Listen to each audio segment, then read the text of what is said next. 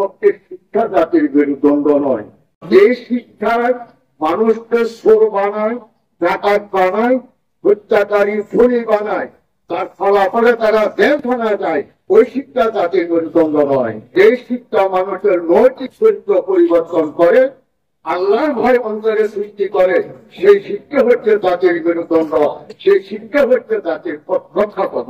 শিক্ষায় জাতির মেরুদণ্ড, এই কথাটি আমাদের দেশের মধ্যে প্রভাব ব্যক্ত আছে।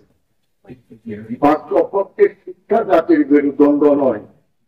সেই শিক্ষার মাধ্যমে মানুষের নৈতিক চরিত্র পরিবর্তন হয়, সেই শিক্ষা হচ্ছে জাতির মেরুদণ্ড। তার প্রমাণ দিচ্ছি আমি।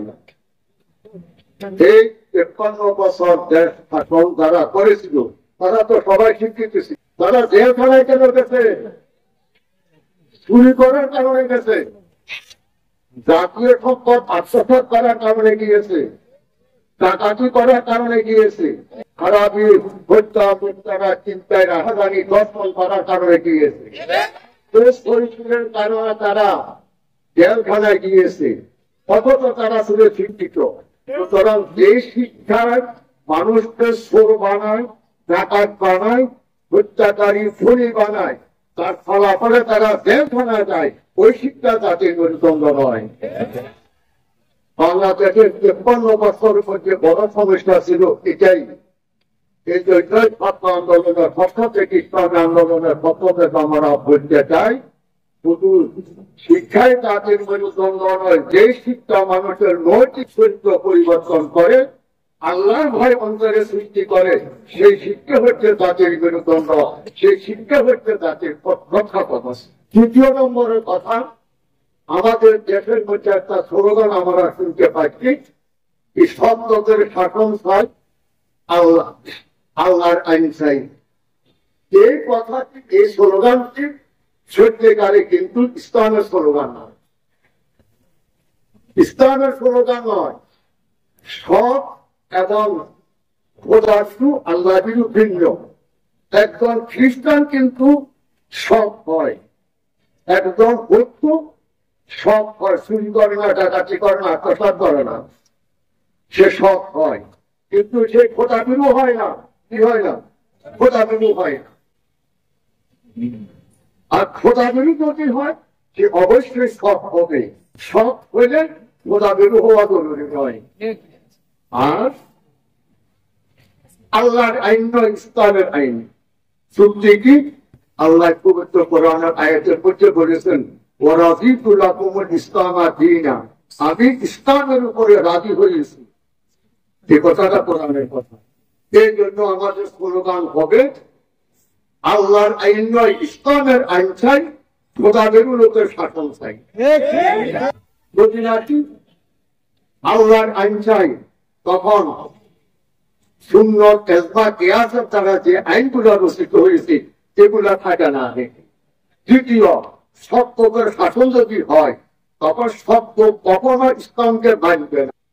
ইসলাম প্রতিষ্ঠা করতে হলে যারা ইসলামের কথা বলবে, মানুষ তাদের প্রতি দেখার সাথে সাথে তাদের অন্তরে এই ধারণা বিশ্বাস যখন জন্মিবে, সেই ব্যক্তিটা ইসলামের খাদেম।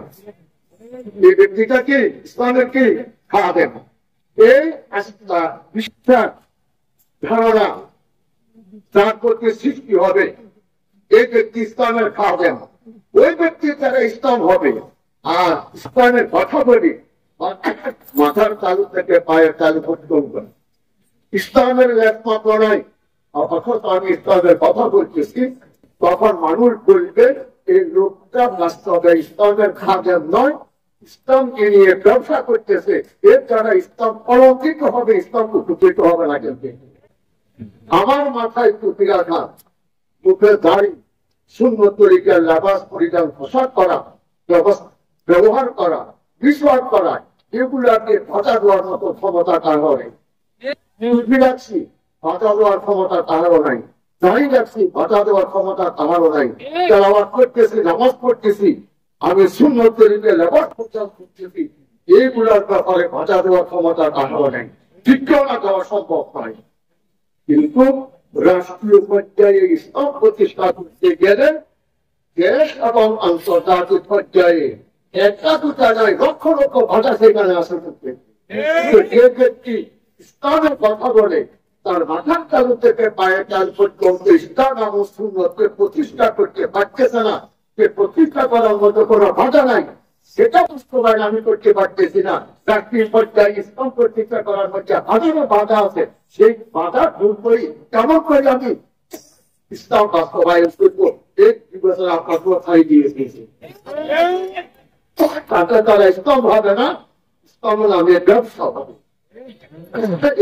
ছাত্র আন্দোলনের কর্মীকে অনুরোধ করবো, তোমাদের আপাত মস্তক, তোমাদের আচার ব্যবহার, আখলাক চরিত্র এমন হতে হবে মানুষ যেন মনে করে এই ছেলেটা ইসলামের খাদেম, ইসলামের সেবক।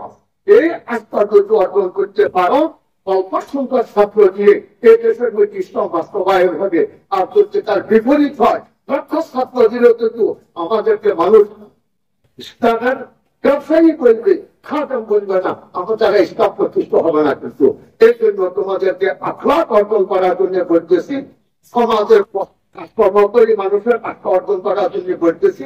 আখলাক অর্জন করবে, সুন্দর তরিকা চলাফেরা করবে, মানুষের সাথে সব ব্যবহার করবে, মুআমালা মুআশারাত দিল্লি ভাষা সব বিষয়ে এমন ভাবে মানুষের সাথে আচরণ করবে, মানুষ তবে মনে করে এই ব্যক্তি, এই ছেলে সত্যিকার ইসলামের সেবক। এই গুণগুলো অর্জন করার জন্য সবাই বলতে আমার বক্তব্য শেষ করছি। আসসালামু আলাইকুম।